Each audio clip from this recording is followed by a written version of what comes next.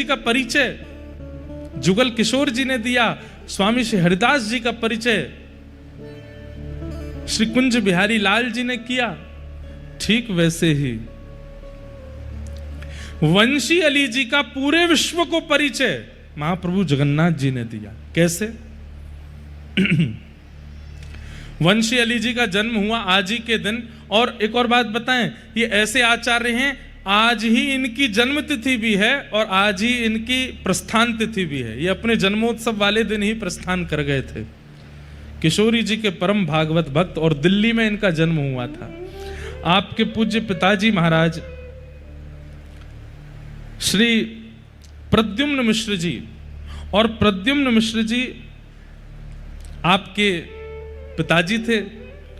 कृष्णावती जी आपकी मैया, जिनके यहां पर वंशी अली जी जन्म हुआ।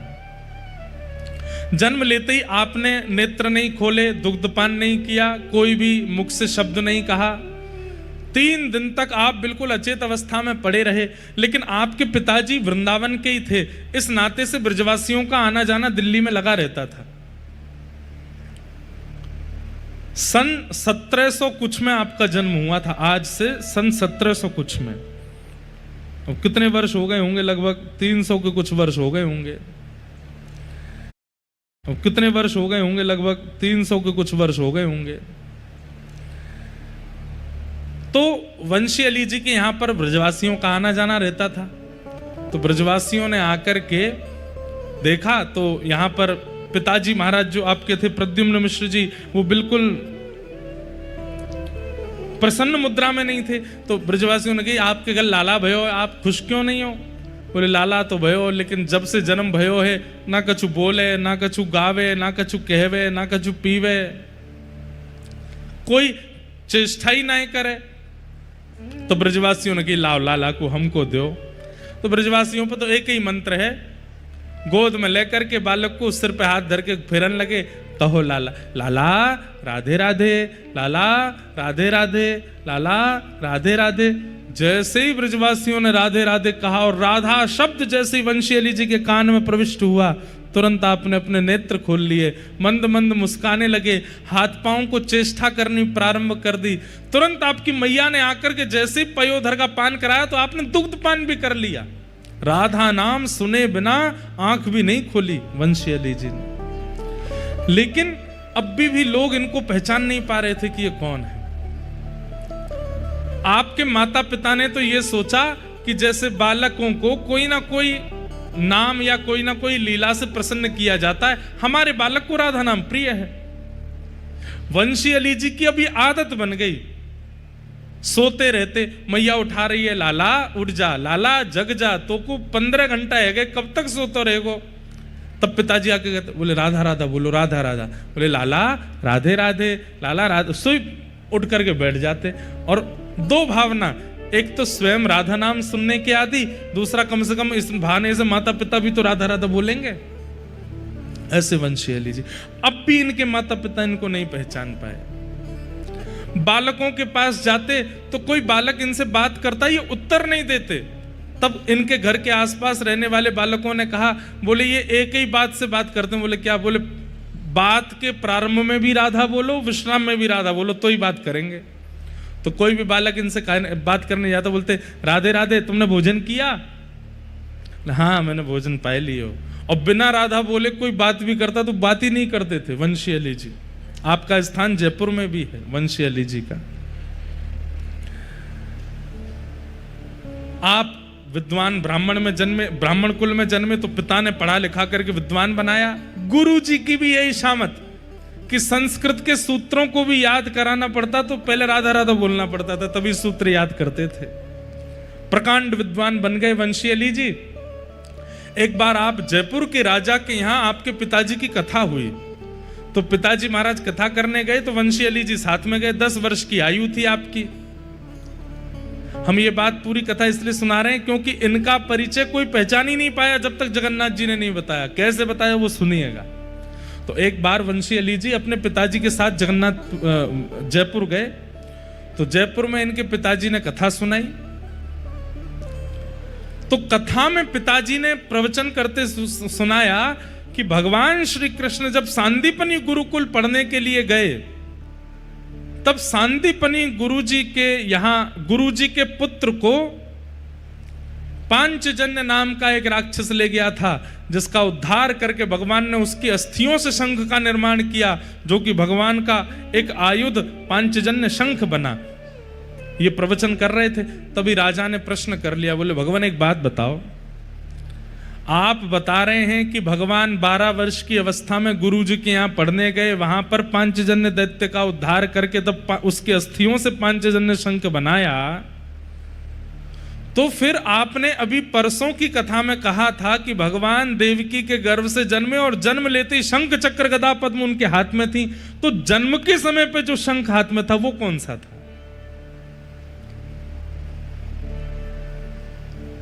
बड़े बड़े विद्वान वहां पर बैठे थे। राजा का प्रश्न इतना कठिन था कि इसका उत्तर देना बड़ा मुश्किल। बोले आपके अनुसार 12 वर्ष की अवस्था में भगवान गुरुकुल गए और वहां जाकर के फिर गुरुदेव के पुत्र की रक्षा के लिए पांचजन्य को मार के शंख बनाया, तो फिर 12 वर्ष पहले जब जन्म लिया था ठाकुर जी ने, तो तमद्भुतम बालकम अंबुजक्षणम चतुर्भुजम शंख गदायुधायुधम, कंस के कारागृह में जन्म के समय शंख कहां से आया ठाकुर जी के हाथ में, और उसका नाम भी पांचजन्य कैसे हो गया? तब प्रद्युम्न मिश्र जी आपने अपने पुत्र वंशी अली जी की ओर देखा, बोले वंशी, तब आपका नाम वंशीधर था, वंशी अली नहीं था, वंशीधर, इनके प्रश्न का उत्तर दो, तुम पढ़कर के विद्वान बन के आए हो, इसके प्रश्न का उत्तर क्या होगा? तो वंशीधर जी खड़े होकर के बोले राजन हमारी बात ध्यान से सुनो। बोले क्या? भगवान के 4 अवतार हुए, कौन कौन से? बोले राम, कृष्ण, नृसिंह और वराह, और इन चारों अवतारों में भगवान ने किसका उद्धार किया? वो हिरण्यकश्यप, हिरण्याक्ष, रावण, कुंभकर्ण, दंतवक्र और शिशुपाल, ये सारे राक्षस पूर्व में कौन थे? बोले पूर्व में ये जय विजय थे। तो बोले मुझे ये बताइए कि जब ये रावण कुंभकर्ण बनकर के आए थे तब वैकुंठ में जय विजय नहीं थे? राजा बोले हमने तो सुना है कि ये नित्य पार्षद हैं, ये भले ही रावण कुंभकर्ण बन के आवे, हिरण्याक्ष हिरण्यकश्यप बन के आवे, जय विजय रूप से तो ये हमेशा ठाकुर जी के द्वार पर ही खड़े रहते हैं। बोले ठीक वैसे ही भगवान के आयुधों का अवतार नहीं होता, वे किसी रूप में नहीं आते, वो तो नित्य हैं। भगवान का शंख पांचजन्य नित्य है, वो सदा ठाकुर जी के साथ में रहता है। लेकिन एक बार पांचजन्य से एक संत का अपराध हो गया, एक ऋषि का अपराध हो गया, जिसके कारण उस ऋषि ने कहा तुम रहते भगवान के पास हो लेकिन फिर भी तुम संतों का अपमान करते हो, इसके लिए तुमको अपने पद से भ्रष्ट होकर राक्षस बनना पड़ेगा। तो पांचजन्य तो नित्य भगवान के साथ रहता है, लेकिन एक संत के अपमान के कारण संत ने उन्हें श्राप दिया और इसी कारण पांचजन्य शंख को राक्षस बन के आना पड़ा, और कृष्णावतार में भगवान ने उसका उद्धार करके पुनः शंख बना करके धारण किया। पांचजन्य तो पूर्व से ही भगवान के पास है। जयपुर के राजा का समाधान हुआ, और ऐसा समाधान हुआ कि महाराज राजा ने अपनी कितनी जागीर उनको प्रदान कर दी। आज भी श्री वंशी अली जी की कई जागीर, कई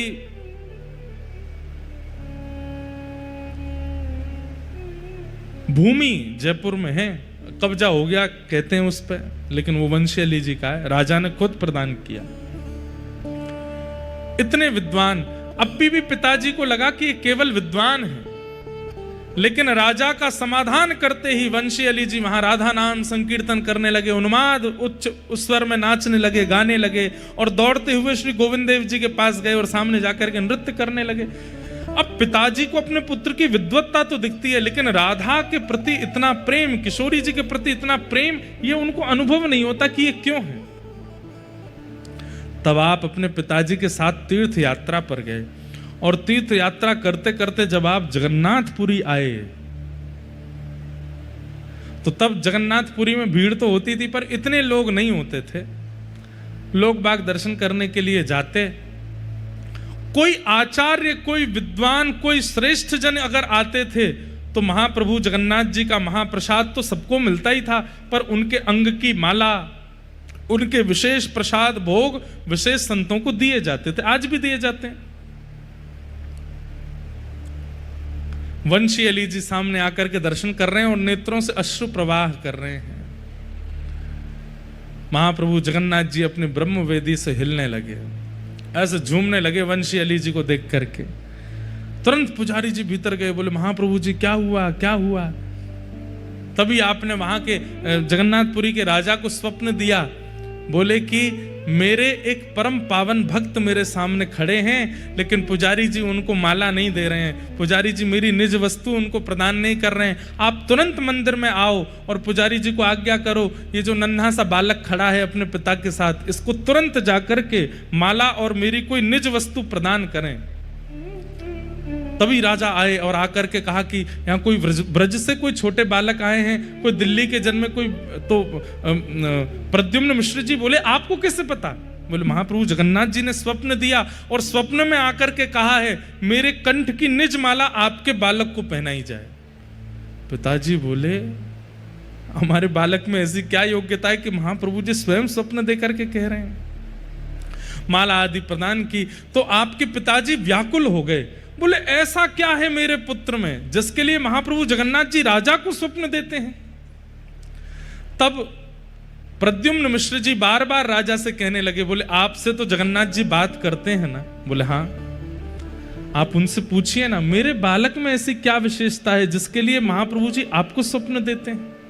और ये मेरा बालक मैंने देखा ये मंदिर में जाके रोने लगता है, कहीं भी जाता है वहीं नाचने लगता है, राधा राधा कहने लगता है, मुझे तो केवल इसकी विद्वत्ता दिखाई देती है, पर इसका जो वृंदावन के प्रति और किशोरी जी के प्रति प्रेम है ये मैं समझ नहीं पा रहा हूं। कृपा करके महाप्रभु जी से आप पूछिए कि इसके पीछे रहस्य क्या है।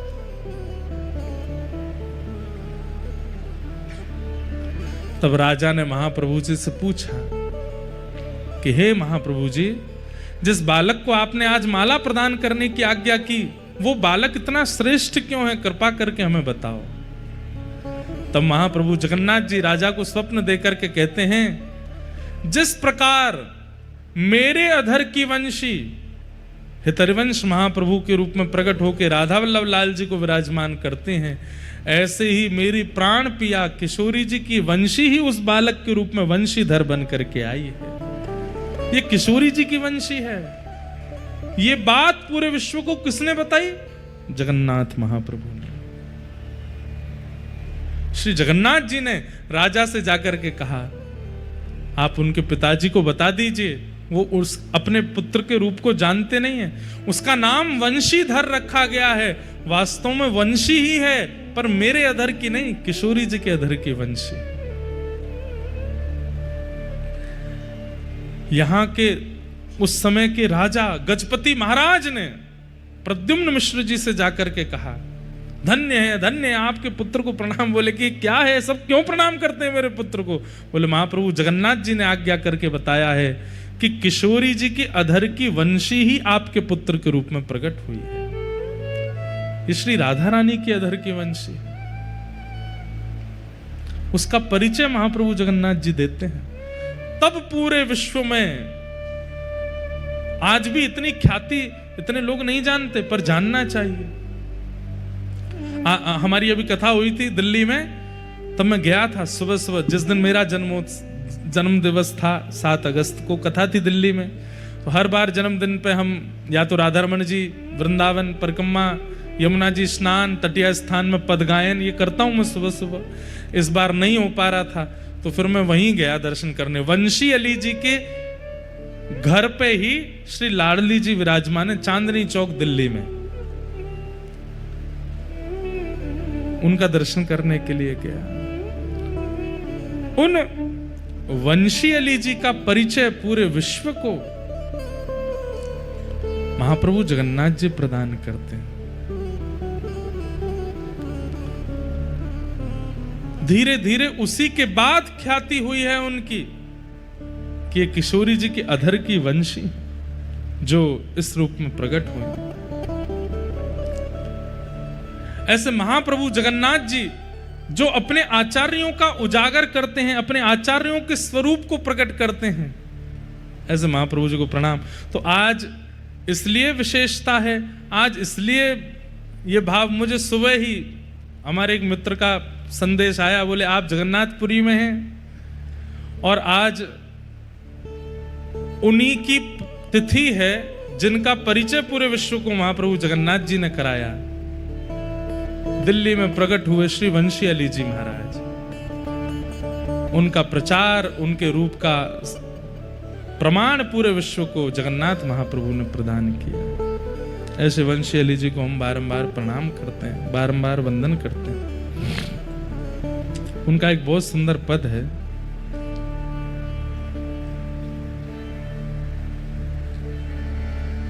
ऐसे काल बिताओ निस दिन, ऐसे काल बिताओ निस दिन, ऐसे काल बिताओ निस दिन, ऐसे काल बिताओ निस दिन।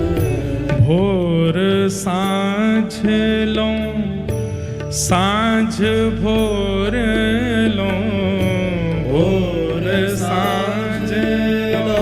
सब लोग गाइएगा। महाप्रभु जगन्नाथ जी को अति प्रिय है श्री वंशी अली जी, और उन्हीं का ये पद है। आज उनकी तिथि है, आज उनकी जन्म तिथि है, आज उनकी पुण्य तिथि भी है। ऐसे महाप्रभु जी प्रसन्न हो जाएंगे यदि उनका पद आप सब लोग गाएंगे तो। सब लोग गाओ।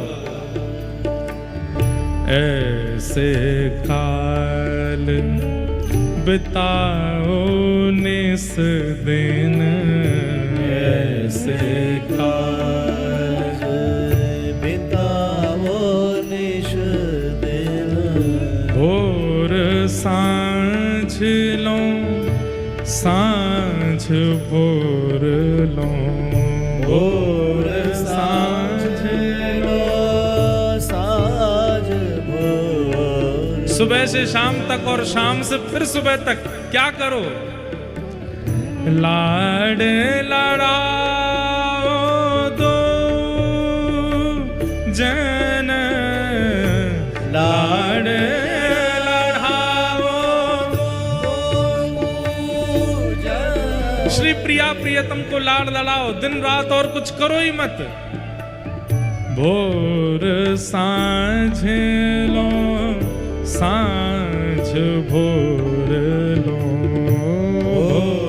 सांझ लो, सांझ भोर लो। लाड लड़ाओ दो जन, लाड लड़ाओ दो जन। ऐसे काल बिताओ निस दिन, ऐसे काल बिताओ निस दिन। छिन विक्षेप न होए टहल में, छिन विक्षेप न होए टहल में। कीजय यह अद्भुतपन, कीजय अद्भुतपन। सब रस को रस सार बिहार, सब रस को रस सार बिहार। सोचिन्हो है रसिक जन, सोचिन्हो है रसिक जन, रसिक जन।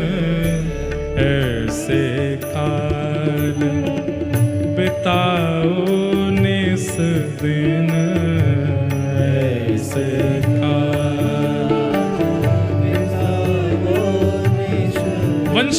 कहते हैं यज्ञ अपनी तरफ है, व्रत अपनी तरफ है, जप अपनी तरफ है, नित्य नियम अपनी तरफ है, लेकिन भैया इन सब रसों का सार केवल एक है। बोले क्या? अपने घर के प्रिया लाल जी को नित्य विहार कराते रहो बस। चाहे जीवन में जैसी घड़ी आ जाए, चाहे जैसी परिस्थिति आ जाए, उनका नित्य विहार ना छूटे। वो सदा नित्य विहार विहारी विहार करते रहें। ऐसी लीला करो, ऐसा भाव रखो। रसिकों ने इसी को सार बताया है कि हमारे ठाकुर जी का नित्य विहार चलता रहे। खूब समुद्र में गोता लगा रहे होंगे, बार बार उंगली पकड़ करके सुभद्रा जी की रसोई घर में जाते होंगे, कौन सी हंडी में कहा बन्नो मुंह को दिखाओ। जे बिमला देवी कौन सी देवी हैं, जे पीछे गोपेश्वर महादेव बैठे हैं, बलभद्र जी सुभद्रा जी गोद में लेके प्यारे गिरधर लाल को पूरे मंदिर में घूमते होंगे। जितनी देर कथा चलती है हमारे लाल जी खूब आनंद करते होंगे, उनका विहार चल रहा होगा। ये चिंतन चित्त में आना ही ठाकुर जी का विहार है। आप कोई लीला प्रकट करके उत्सव बनाते हैं वो एक बात है, पर अपने चित्त में सदा ये भाव रखना कि मेरे ठाकुर जी इस समय क्या कर रहे होंगे, इसी को मुख्य विहार कहा जाता है। नेत्र बंद कीजिए और विचार कीजिए, मेरे घर के ठाकुर जी इस समय क्या लीला कर रहे होंगे, और किसी लीला की योजना बना करके वहां ठाकुर जी को लीला बिहारी बना दीजिए। हम अगर जगन्नाथपुरी में, तो हमारे ठाकुर जी भी जगन्नाथपुरी में हैं। अभी कहा कर रहे होंगे? बोले अभी समुद्र की लहरन में खेल रहे होंगे। दूर से सुभद्रा मैया बलभद्र जी चिल्ला रहे होंगे, अरे गिरधर लाल ज्यादा भीतर मत जाइयो, डूब जाओगे, बहुत गहरो है। ठाकुर जी जिद कर रहे होंगे, बलभद्र जी मुंह को घुमा के लाओ। तो श्री बलभद्र जी अपने कंधा पे लेके गए होंगे, समुद्र नारायण से कही हो कि नेक शांत है जाओ, ज्यादा ऊंची लहर मत लइयो, छोटो सो लाला है ब्रजते आयो है, या कुने डुला के लाऊं।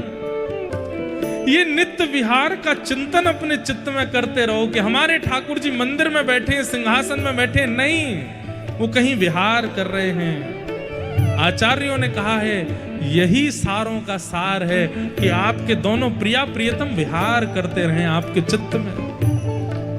ऐसे काल बिताओ निस दिन, ऐसे काल बिताओ निस दिन, विविध भांति के और भजन जे, विविध भांति के और भजन जे, लोन बिना जो व्यंजन,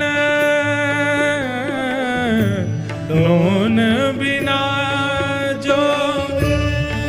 आहा, श्री मुंशी अली जी कहते हैं आप खूब सारे नियम करते हो, लेकिन ठाकुर जी का नित्य विहार चिंतन में नहीं चलता है, तो उसको वैसे ही मानिए जैसे बिना नमक की कोई साग सब्जी बन गई हो, उसमें रस नहीं आता। आप बड़े बड़े अनुष्ठान करते हैं, बड़े बड़े व्रत करते हैं, बड़े बड़े नियम करते हैं, बड़ी बड़ी उपासनाएं करते हैं, लेकिन अपने ठाकुर जी के नित्य विहार का चिंतन अपने चित्त में नहीं करते, तो ऐसा मानिए जैसे बिना नमक की सब्जी बना दी हो। नोन बिना बहु व्यंजन,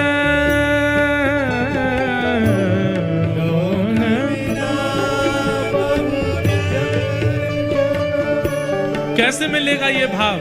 श्री राधा पद कमल कृपा बिना, श्री राधा पद कमल कृपा, श्री श्यामा पद कमल कृपा बिना, श्री श्यामा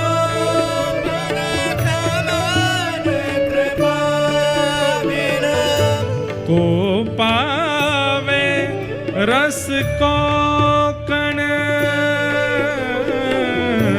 को पावे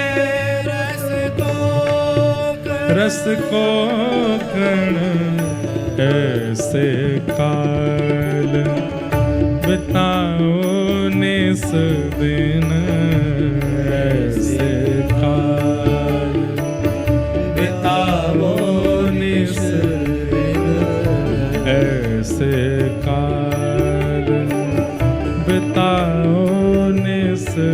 दिन ऐसे श्री जगन्नाथ महाप्रभु की। ऐसे रसिक का उजागर जगन्नाथ जी करते हैं। आज उनकी जन्म तिथि है, उन्हें प्रणाम करते हैं।